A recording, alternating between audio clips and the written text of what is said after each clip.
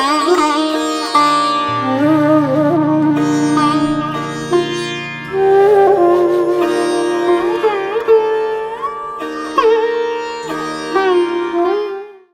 तरह से रामचरितमानस लिखी गई। एक और घटना है, जब हनुमान प्रसाद पोद्दार अपनी धर्मपत्नी रामदेई, गांव की भाषा में रामदेई उनको बुलाया जाता था, मतलब रामदेवी कह सकते हैं, उनके साथ हनुमान प्रसाद पोद्दार अपनी पत्नी के साथ बनारस गए भगवान शिव का दर्शन करने के लिए। लेकिन उन्हें हनुमान प्रसाद पोद्दार के बारे में हम कल भी बताए थे, गीता प्रेस गोरखपुर में वो लिखते थे, तो उन्हें कल्याण पत्रिका का अंक पूरा करना था, काम करने लगे। तो रामदेई ने कहा काम तो आप करते ही रहते हैं, बाबा विश्वनाथ का दर्शन तो कर लो।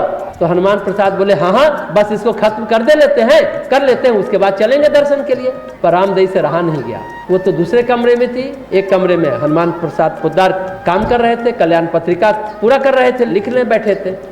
अब वो सोचती है हमने तो कितना सोचकर बनारस आना हुआ हमारा, हम तो कितने अरमान लेकर आए थे। अब भगवान शिव को गुहार लगा रही है, पुकार लगा रही है निराश होकर के कि पति तो जा रहे नहीं।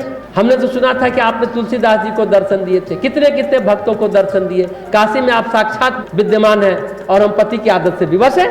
वो कहते हैं कि तुमको लेकर चलेंगे, पर एक दिन पूरा गुजर गया, अकुलाहट बढ़ती जा रही है।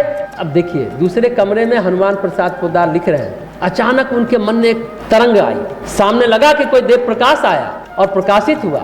वो ध्यानस्थ हो गए, उन्होंने देखा जो उनकी पत्नी विकल है, माता अन्नपूर्णा और भगवान शिव पत्नी के कमरे में आ गए। उस कमरे में भगवान शिव पार्वती आ गए, ऐसा उन्होंने देखा, उन्हें दिखाई दिया। रामदेई प्रणाम करने लगी और बोली बाबा आप आ गए। बाबा ने आशीर्वाद दिया और भगवान शिव ने कहा उनको मैंने ही उनको काम बताया है, तुम्हारे पति को तुम परेशान मत हो। बोली बाबा हम तो धन्य हो गए। और दूसरे कमरे में हनुमान प्रसाद पोद्दार इस घटना को देख रहे हैं। तो रामदेव ने पूछा कि बाबा आपने तुलसीदास जी को तो क्या इसी तरह दर्शन दिए थे, रामायण लिखवाई थी?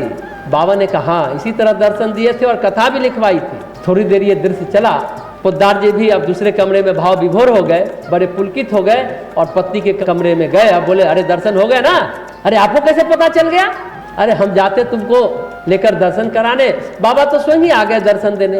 तुमने मांग भी रख दी कि तुलसीदास जी को आपने कैसे दर्शन दिया था, जैसे तुलसीदास जी को रामलीला दिखाया था, हम भी रामायण पढ़े तो रामलीला हमें भी दिख जाए और समझ में आ जाए रामायण। बाबा ने आशीर्वाद दिया कि तुमको भी रामायण समझ में आ जाएगा। सत्य घटना है। हनुमान प्रसाद पोद्दार भी तो भगवान के अनन्य भक्त थे, राम नाम प्रचार करना ही उनके इस जीवन का उद्देश्य था, मानव जीवन का उद्देश्य था।